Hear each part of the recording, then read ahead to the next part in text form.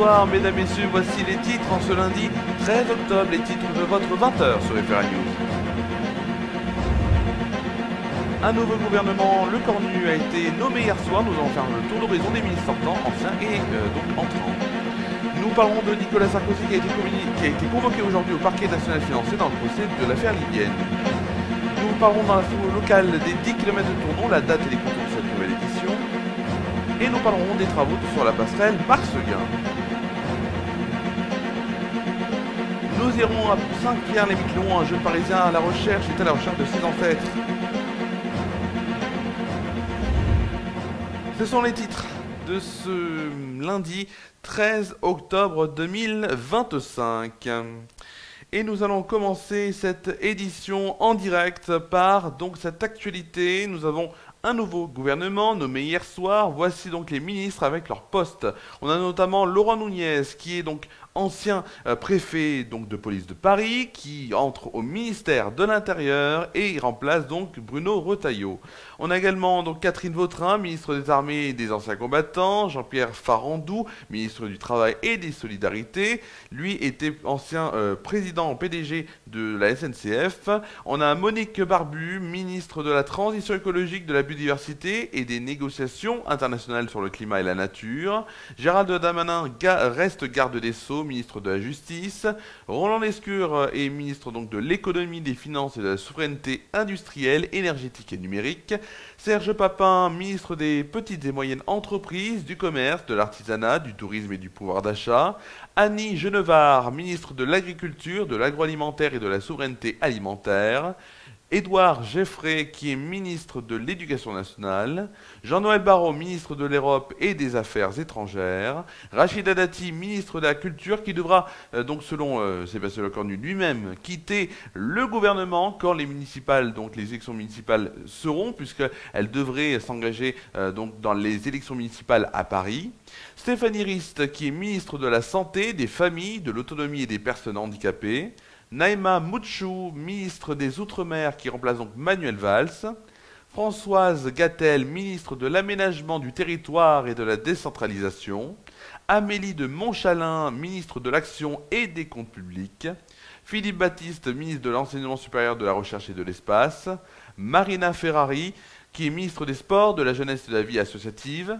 Philippe Tabarot, ministre des Transports, et Vincent Jeanbrun, ministre de la Ville et du Logement. Il y a également les ministres délégués qui sont donc notamment auprès du Premier ministre, ministre délégué auprès du ministre de l'Intérieur et auprès des différents ministères. Donc tout cela a été révélé hier soir par donc Sébastien Lecornu. Dans ce que l'on peut dire aussi, ce que l'on sait, c'est que le France Insoumise et le Rassemblement National ont annoncé qu'ils déposeront une motion et qu'ils ont donc déjà déposé leur motion de censure. Le RN votera d'ailleurs toutes les motions, même si elles émanent d'un autre camp politique. Le Premier ministre donc convoquera ses ministres pour le Conseil des ministres qui se tiendra à 10h demain matin et Sébastien Lecornu fera son discours de politique générale demain après-midi, probablement à 15h selon la porte-parole du gouvernement, Maud Brejon. Dans l'actualité maintenant, nous allons évoquer la politique et la justice, puisque Nicolas Sarkozy avait rendez-vous aujourd'hui au tribunal judiciaire de Paris, où les magistrats du parquet national financier devaient lui notifier la date et le lieu de son incarcération. On sait donc maintenant quand l'ancien président de la République de 2007 à 2012 ira à la maison d'arrêt de la Santé dans le 14e arrondissement de Paris. Ce sera le mardi 21 octobre à 10h, soit dans 8 jours.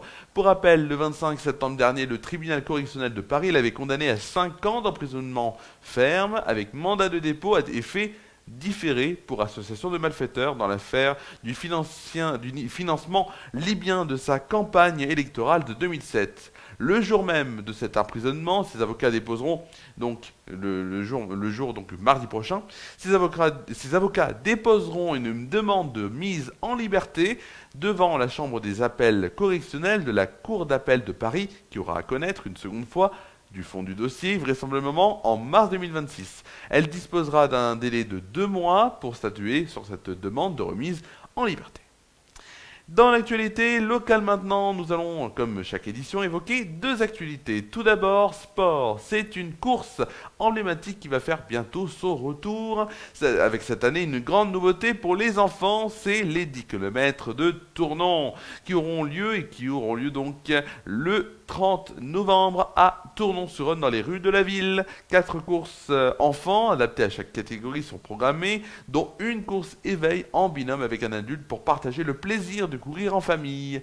Les distances sont donc de 800 mètres pour les éveils, nés en 2017, 2018 et 2019, 1500 mètres pour les poussins, nés en 2015-2016, 3000 mètres pour les benjamins, nés en 2013-2014, et enfin 4500 mètres pour les minimes, nés en 2011-2012.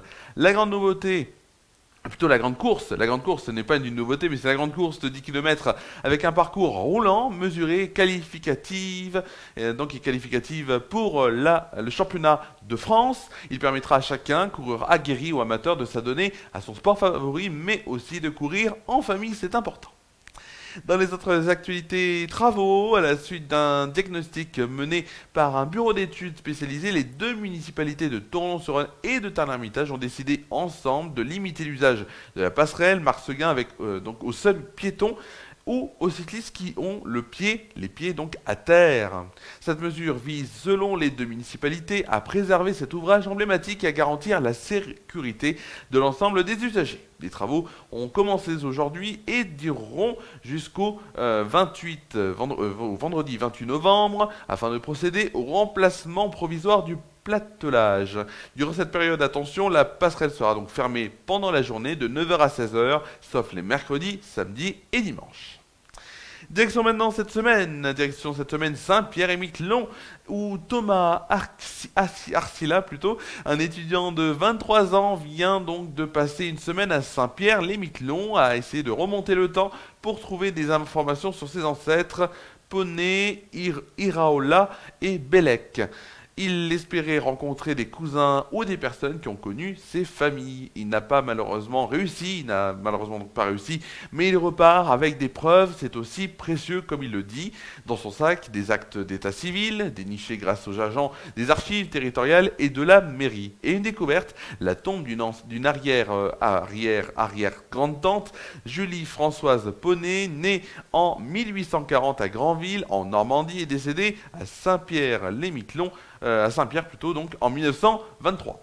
Trouvaille du gardien du cimetière qui a élaboré donc une base de données. Elle leur a permis d'identifier le concessionnaire de la tombe, Émile Le Breton, et de confirmer des liens avec donc des kinettes. C'était important pour lui de le faire, et c'est une trouvaille même s'il n'a pas réussi à trouver de membres encore vivants de ses familles. C'est la fin de cette première et dernière édition de la semaine. On se retrouve mercredi ici en direct à 20 h pour le Grand Live, nouvelle édition du Grand Live du mois d'octobre. Dans quelques secondes, vous allez retrouver la météo de demain à nouveau sur je vous rappelle que les émissions sont disponibles en replay sur Facebook et également sur YouTube des Ferra News. Et jeudi, bien sûr, vous aurez Flash Actu and Good Vibes en direct sur les Radio, mais également en vidéo sur le Facebook des Ferra News. Passez une très bonne soirée à toutes et à tous et bon match.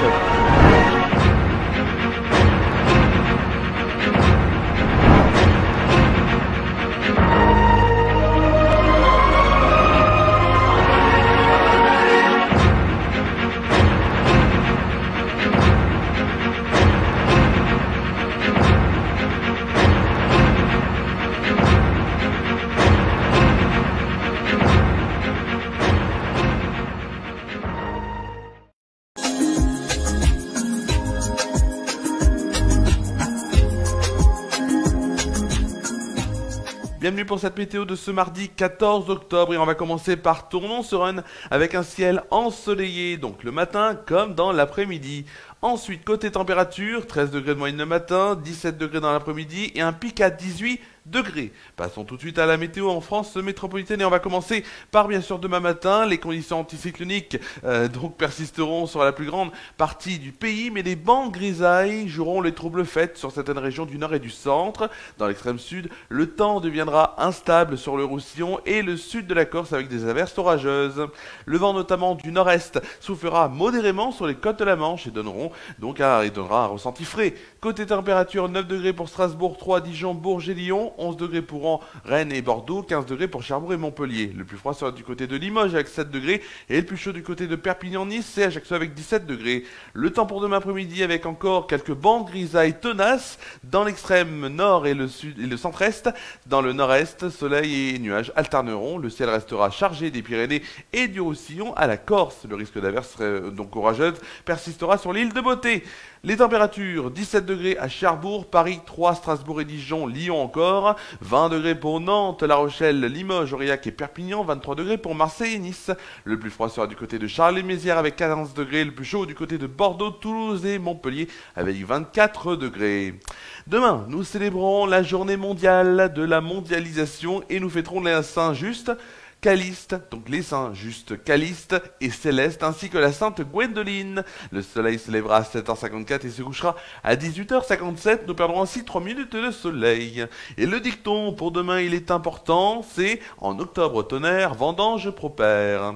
C'est la fin donc de la météo de demain mardi. Juste bien sûr à retrouver le prochain point météo jeudi dans Flash Actu and Good Vibes. Ce sera en direct sur Déclic Radio et le Facebook des Ferra News. Bonne soirée à toutes et à tous.